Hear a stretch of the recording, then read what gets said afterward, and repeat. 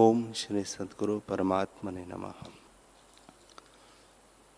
श्री योग वासिष्ठ महारामायण निर्वाण प्रकरण सर्ग 131। श्री वशिष्ठ जी बोले, हे रामचंद्र जी, एक पुरातन इतिहास कहता हूँ, सो तुम सुनो। वह मेरा और काकभूषुंडी का संवाद है। एक समय मैं सुमेरु पर्वत के शिखर पर गया तो वहां भुषुंडी बैठा था। उससे मैंने प्रश्न किया कि हे अंग, ऐसा भी कोई पुरुष देखा है जिसकी आयु बड़ी हो और ज्ञान से शून्य रहा हो? जो देखा हो तो कहो। भुषुंडी जी बोले, हे भगवान, एक विद्याधर था जिसकी बड़ी आयु थी और जिसने बहुत विद्या अध्ययन किया था। वह सत्कर्मों को बहुत करता था। उसने बहुत भोग भोगे थे और 4 युग पर्यंत जप तप नियम आदि सकाम कर्म किए थे। जब चतुर्थ युग का अंत हुआ तब उसने विचार किया और जितने भोग सुखरूप जानकर भोगता था उसमें उसको वैराग्य हुआ। तब उनको त्याग कर लोकालोक पर्वत पर गया और विचारा कि यह संसार असार रूप है, किसी प्रकार इससे छूटो।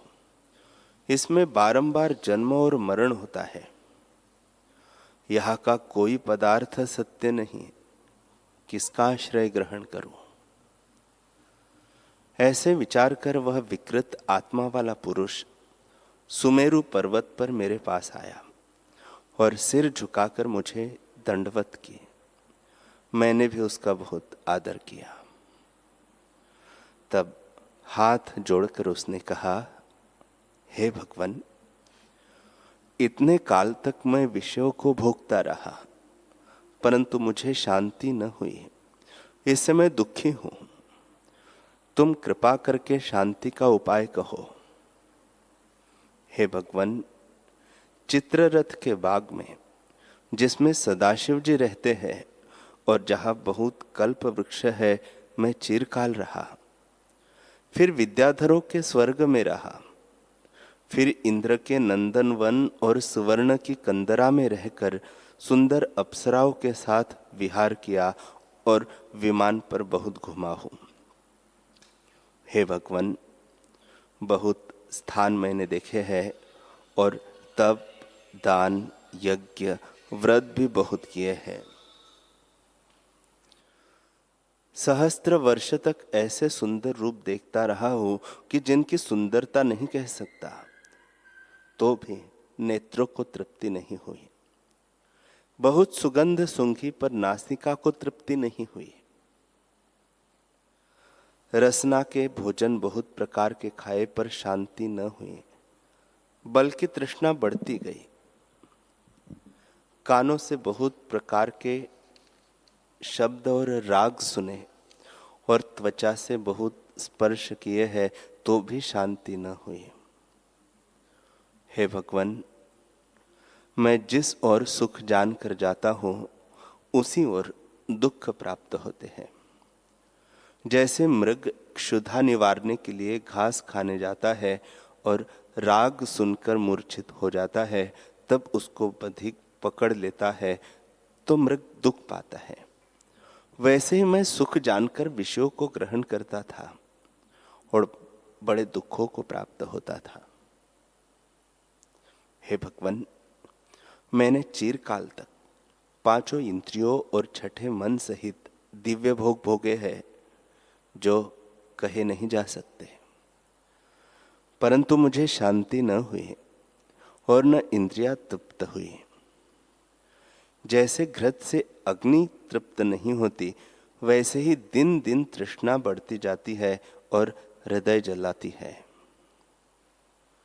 जो पुरुष इन भोगों के निमित्त यत्न करता है कि मैं इनसे सुखी होऊंगा, वह मूर्ख है और उसको धिक्कार है।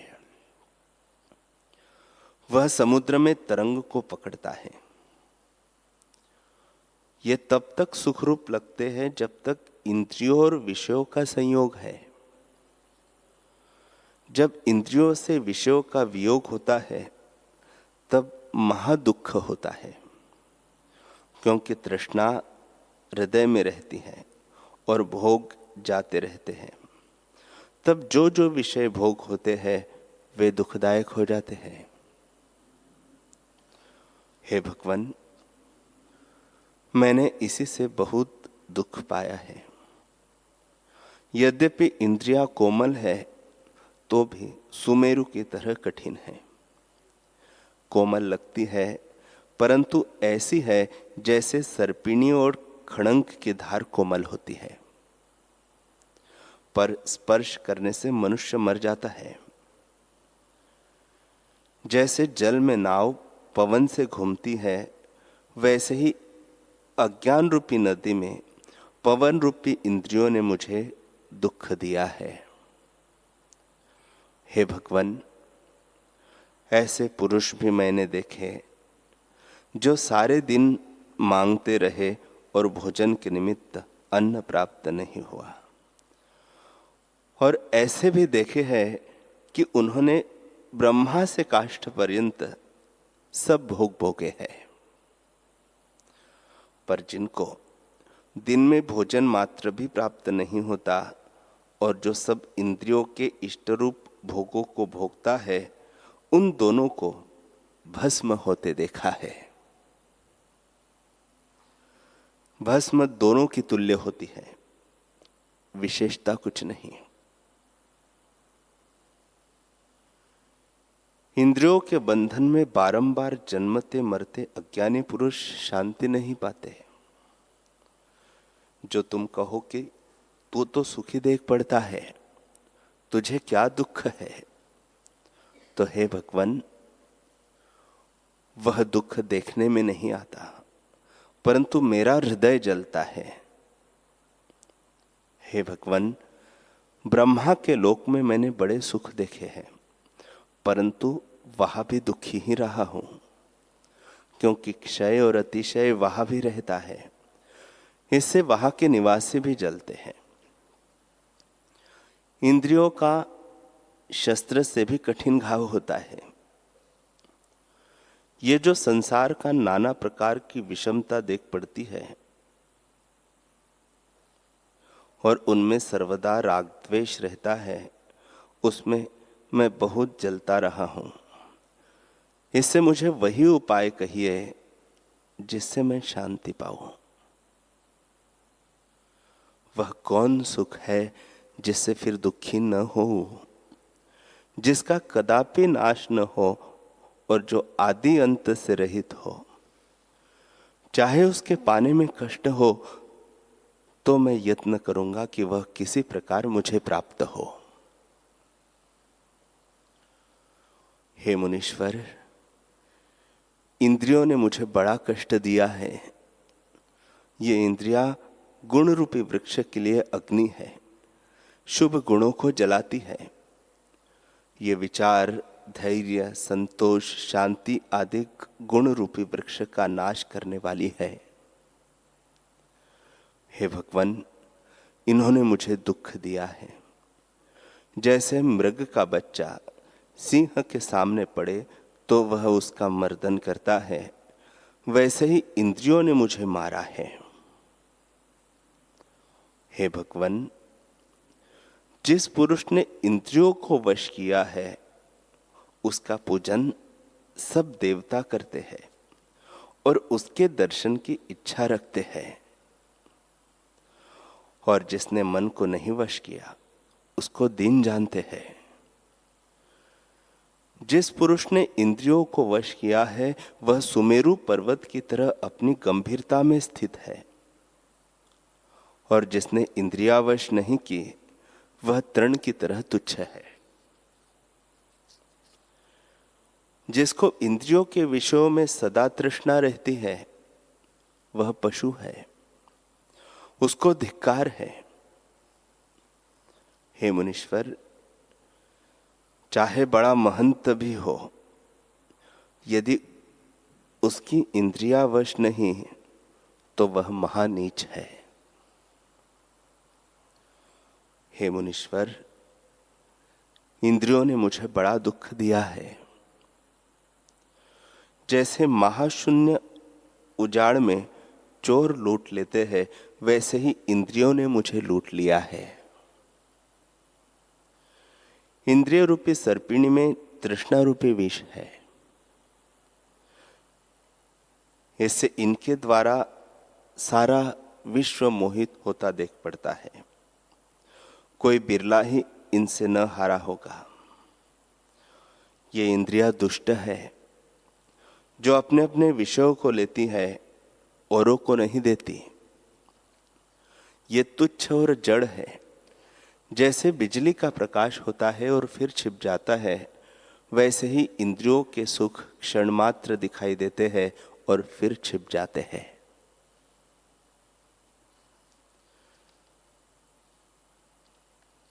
जब तक इंद्रियों और विषयों का संयोग है, तब तक सुख मिलता है।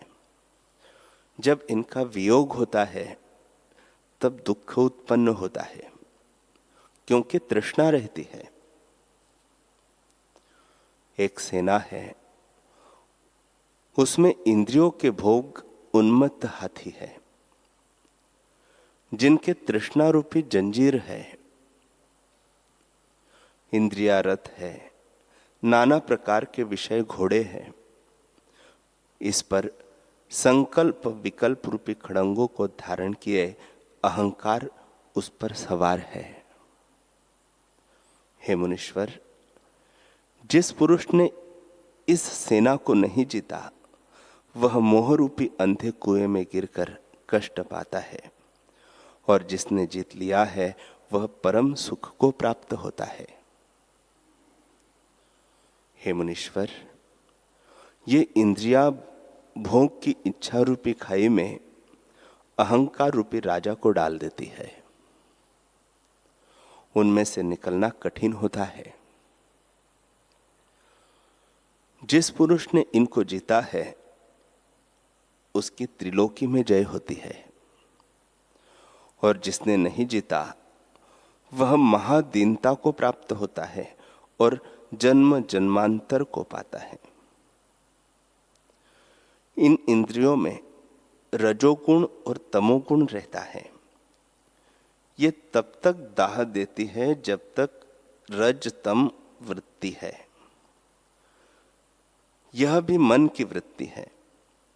जब इनका अभाव होता है, तब शांति प्राप्त होती है। यह खोज करके देखा है कि इंद्रिया तब यज्ञ व्रत तीर्थ और किसी औषध से वश नहीं होते, और न इनके वश करने का कोई उपाय है। केवल संतों के संग से जब वासना को छोड़े, तब वश होती है। इससे मैं तुम्हारी शरण हूं। कृपा करके मुझे आपदा के समुद्र से निकालो, क्योंकि मैं उसमें डूब रहा हूं। मैं इस संसार समुद्र में दीन हूं, तुम पार करो। तुम्हारी महिमा मैंने संतों से भी सुनी है। हे भगवान, जो कोई सब आयु पर्यंत विषयों के दिव्य भोग भोगता रहे और इनसे शांति चाहे, तो न प्राप्त होगी। बड़े सुख और दुख दोनों समान है। आकाशचारी सिद्ध भी इंद्रियों को वश नहीं कर सकते, इससे दीन और दुखी रहते हैं। कोई वीर्यवान पुरुष चाहे फूल की तरह महामत्त हाथी के दांत को चूर्ण कर सकता हो, परंतु उसके लिए भी इंद्रियों को अंतर्मुख करना महाकठिन है। हे मुनीश्वर, इतने काल तक मैं महाअध्यात्म तम से दुखी रहा हूं। कृपा करके उबारो, मैं तुम्हारी शरण हूं।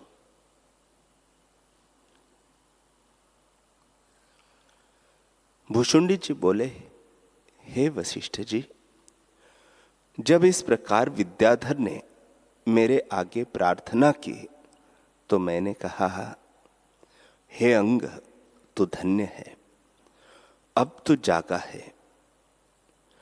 जैसे कोई पुरुष अंधे कुएं में पड़ा हो और उसकी इच्छा हो कि निकले, तो जानिए कि वह अब अवश्य निकलेगा। हे विद्याधर, मैं उपदेश करता हूं, उसे तू अंगीकार कर। उसे सत्य जान के मेरे वचनों में संशय न करना। मैं सबके सार वचन तुझसे कहता हूं। जैसे उज्जवल आरसी प्रतिबिंब को यत्न बिना ग्रहण करती है, वैसे ही मेरे वचन शीघ्र ही तेरे हृदय में प्रवेश करेंगे।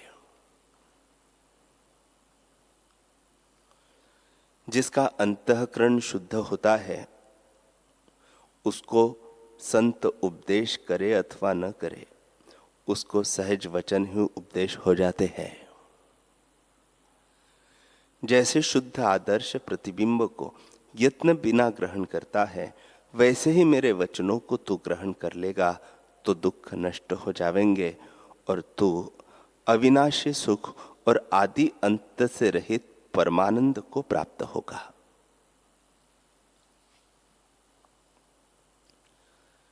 इंद्रियों के सुख आगमपाई है, अतएव दुख के तुल्य है। इनसे रहित होने में परम सुख है। हे विद्याधरों में श्रेष्ठ, जो कुछ तुझे सुख रूप देख पड़े, उसका त्याग कर, तुझे परम सुख प्राप्त होगा। सब दुखों का मूल अहम भाव है। जब अहंकार का नाश हो, तब शांति होगी। संसार का बीज भी अहंकार है। यह संसार मृग तृष्णा के जल सा मिथ्या है।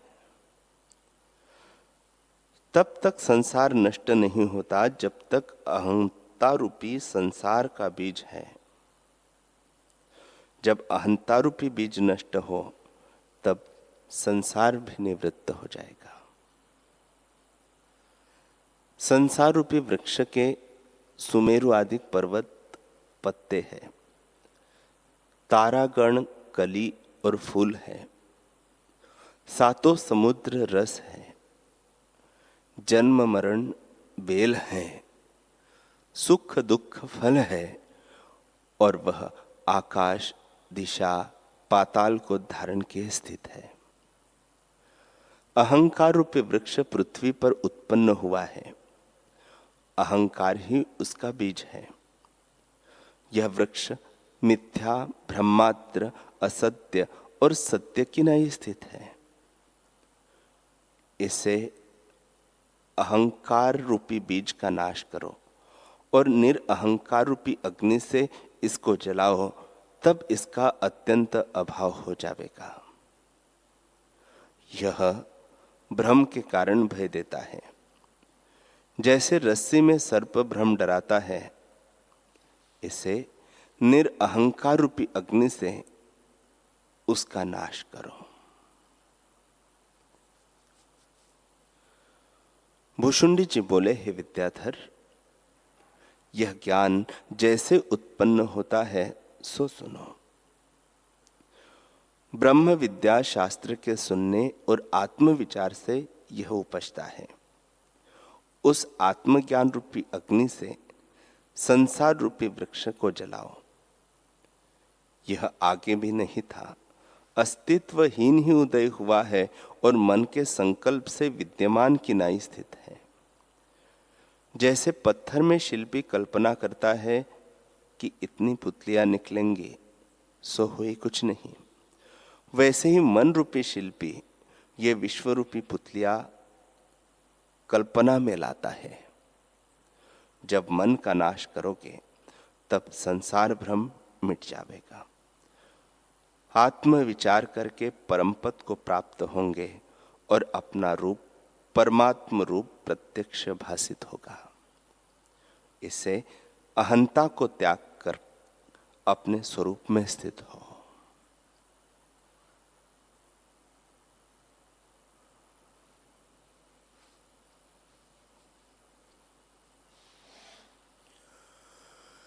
हरि ओम,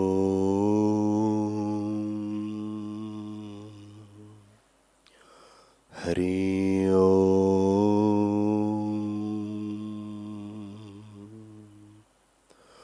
ओम सहना भवतु सहनो भुनक्तु सह वीर्यं करवावहे तेजस्विनावधीतमस्तु मा विद्विषावहे।